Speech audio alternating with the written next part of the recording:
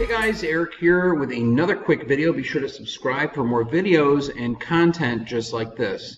So today we're going to talk about clickable links, and this is really important, especially if you're into any sort of marketing and you're sending out some sort of Microsoft Word document and you want to use clickable links. Just know that there are a few ways you can do it. In this case here, we're going to show you 3 different ways that you can use clickable links.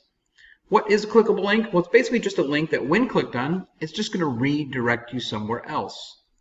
So they're also known as hyperlinks, and clickable links allow you to get the most out of your Microsoft document, amongst other things. So it is great to have a document that's informative, but with clickable links, well, it just is an added extra feature for any sort of possible conversion.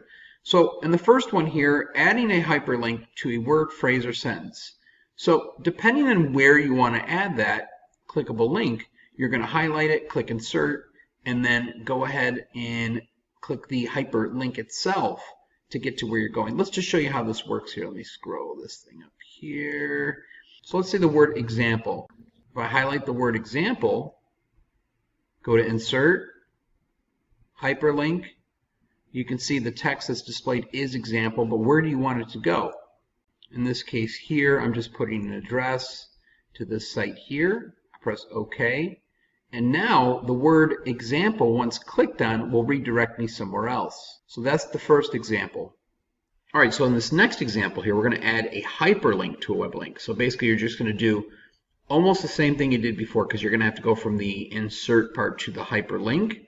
But this time, what we're going to do, and I'll show you, we'll go to hyperlink, and we're going to put the actual where we want it to go there, and then press OK. Now, where do we want it to go though? So in this case here, let's just say link here.